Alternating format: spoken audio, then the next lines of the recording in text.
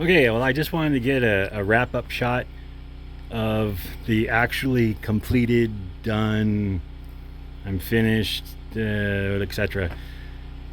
look of this. So like I said, I had to work on the plexi. Okay, back in the shop. You gotta forgive the generator. We're off the grid here, so we have to run a generator for power, so gotta excuse the background noise. Anyway, what I'm working on today is a power distribution box, I guess you'd say, for the truck.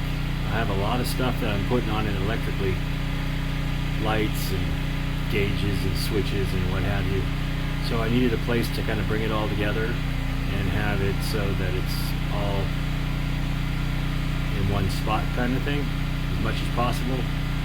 And that way I can break out the electrical into circuits. I'm going to have 6 of them, 6 power circuits for the 24 volt, and probably another 6 for 12, and probably at least a couple for the 120 volt that I'm going to do. So I'm going to show you a little bit of what I'm working on and kind of the direction of where I'm going. So this is my shop, by the way. Forgive me, it's kind of a mess right now because, well, I've been working and haven't bothered to clean it up for a video. So here's my lovely shop area, and so I'm going over here to my electrical workstation area, and this is the guy right here. So this is going to be mounted under the passenger seat. I have a bench seat in mine. A lot of times they come with just a single passenger, but I got the bench, so I got a little more room to do this. And what I'm going to be doing here is I'm going to be bringing 24 volts into this post right here, breaking it out into these 6 circuit breakers, and then off of these terminal strips I'll be bringing wires and what have you off of that to relays and such, like this one right here, that's going to be on a second level above this. These relays are going to be mounted on that, and so I'll be swinging the wires from the lower part here up into the second area and then connecting them to the relays. Those initially be controlling lights. I'll have 6 pairs of lights that I'll be controlling initially, probably adding more. So I got a couple extra of these relays, so I'm going to actually have 8 24 volt relays, at least for now. I'm probably going to add some more later, but that's going to be the way it is. So like I said, so I got the circuit breakers. These are 20 amp circuit breakers, breaking them all down. This guy here is probably going to be for my ground. This one's going to be for 12 volt, and these 2 will be for 24 volt over here. The space that I have over here, there's going to be a converter that takes it from 24 volts to 12 volts. That'll be sitting on this level, and the next level above it will be an inverter that takes it from 24 volts to 120. So they'll be stacked on this side. So the box eventually will be about 10 inches high. Kind of measured it all out, and that'll fit underneath the passenger seat, and I'll have this all boxed in. Now I'm doing this all in wood initially just to make sure that what I'm doing is going to work, and once I feel satisfied that I got it all figured out and I got all my connections and stuff, I'll probably end up building this box out of metal, and I'll be sealing it so that it'll be waterproof. So if I get into water that's deeper than where your feet would be in the cab, that this will be safe and be able to operate actually being underwater okay. So that's it. I wanted to show this. I made this up just yesterday, this little setup here. This is my soldering wiring connection workstation.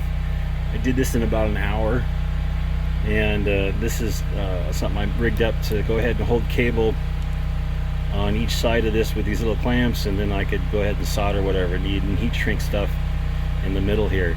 If you've ever done any electrical work more than just casual, you know that a workstation is kind of vital because it helps you be organized, and it helps you do the job a lot more efficiently. I didn't have one handy, so I had the wood and I had the means, and I ended up making this. So this is For those of you who have ever had a real workstation for soldering, you'd probably have laughing at this, but hey, you know what? It's going to work. I even have a little piece of sheet metal back here in the tip so that solder or other stuff that might drip and burn the wood is covered on the back part here. And then what I ended up doing, and this is actually on workstations normally, is that there's a spring that you slide this in. Well, I had a spring handy, so I just kind of cut it and made it fit, so this slides right in there like that, holds it in place. So there's my little wonder soldering workstation setup. And of course then I have my multimeter if I need to go ahead and do any checking of circuitry or whatever. So like I said, I know some of you are just laughing at that going, I can't believe you did that. Well, you know, like I said, you do what you got to do, and that's it. So, and then I have all my connectors, my Packard connectors set up over here, so I can put it all together. And then I separated the connector stuff so that it's over here. I got a couple bags of 100 of each of the male and female. Just kind of set them aside in there for now, because I'm going to be using a lot of them. I don't know if I'm going to use 100, but I'll probably be using most of that by the time I'm done. So, but I want to go ahead and show kind of initially what this looks like, and as it starts to come together, I'll do a little more video as I go along, so you kind of see what I'm doing and what have you. So, but for those who are curious, my little workshop area is something I put together when I moved in the house about 6-8 months ago, because I have so many projects that I'm doing, not just on the truck but the house itself, that I needed something. So this little area that's all a mess is kind of my electrical area, where I do electrical work. Over there in the corner is the automotive stuff. Over here is the house electrical that you do 120, 240 volt. And over here on this side I have my grinder, and then I have a MIG welder, and when stuff isn't all over the bench, I could actually do welding in here, and I'll be doing some of that on the truck as well. So that's kind of the way I have that set up over there. And then as we come around, this is my woodworking area with my woodworking tools on the shelves above, chop saw, what have you. Lots of woodworking stuff. And then as you come around over here, got a router table there set up at the bench too as well. With, again, this is just mainly woodworking stuff, but you know, obviously I do other things. And then I have this little setup here. I found over the years of kind of building my own benches that having a little guy like this with the rounded edge has really been handy, because it allows you to work from multiple angles on projects, whether you know it's small or large. You can clamp them down, you can do your drilling. I got a small little clamp here that I can move around on the edge and hold stuff as I need it. And over the years I found that having this little guy here has been just, I use it constantly instead of just having it be a flat area. And obviously there's nothing underneath here, so like I said, I can clamp stuff very easily and move it on and off, and that works real well. And then, you know, obviously through use and stuff, you get holes and stuff in it because you're drilling on it and stuff like that. But because it's its own little piece, once I wear this out, all I do is just cut a new one, bolt it in there, and I'm ready to go for the next one. So if you guys don't have something like that, highly recommended, because it just makes it so much easier to do your work and stuff. So and then over here I have a table saw, and I have my rollaway with all my tools in it, and I have my monster rack with all my fluids for all things engine related, motorcycle, quad, cars, all that stuff there. Then up here I have a air hose. Behind this wall over here I have an air compressor, and then I routed it up on to this side with the hose. I got a little switch right there. I can control it from this side, so I don't need to go over there, and I can work with my air tools on that. Plywood storage for stuff there, and then my mess in the middle. And then I have some overhead storage for the longer pieces of wood up here, conduit or whatever, just stuff that's you know, 8 to 10 feet long. I can just put on the overhead and keep it out of the way, but it's handy if I need it. So, and for those who are curious, this is a 1980 Suzuki TS 185 that I picked up. It's really dirty right now because it's got sawdust all over it, but I took it down to the frame, painted it all, and then kind of put it all back together with this, you know, making it as new looking as possible. It's actually in really good shape, and that's my little fun off-road bike. I've been riding since I was 12, so that's just a little side thing. Anyway, so that's kind of it right now. That guy right there is the Arctic cargo bed heater. Like I said, finding one of those is just about near impossible. I was able to get one new. Hasn't been used yet. It's all dirty because of sawdust, but that's going to go in the back of the truck when I'm all done, and I have the tarp and bows on there. So, a little piece of ancient history that's probably just about impossible to find these days. And so that's kind of it. I got lots of other stuff around, but I won't point that out. But so this is where I do most of my inside work, is in my shop here. So anyway, I thought you wanted to see that, kind of see the background. Like I said, it's a freaking mess in here. I've been busy, so I haven't bothered to keep it clean.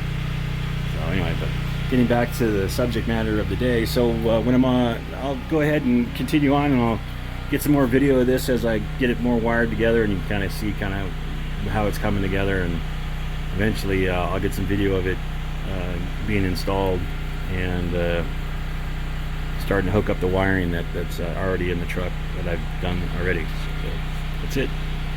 Glass coverings, which was just a giant pain in the butt, I'll tell you. It really was.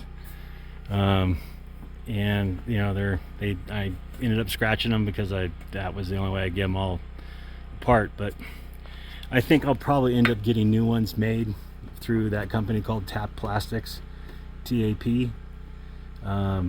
In fact, I might even get extras, because if I've had trouble, others have too. And if you're looking to have unscratched, brand new plexiglass inserts like that, maybe somebody might want that, like I would have. I tell you what, if I bought another one of these, I wouldn't even bother to try to get the stuff off the lenses. I would just, if somebody was selling those things, I would go buy them because it was that much of a pain, and they would be brand new and not scratched. So I think I'll probably end up doing that. I'll probably have some extras made, because I'm not the only one that's had that problem. But anyway, so there it is in all its glory, how it should look when it's done and driving down the road.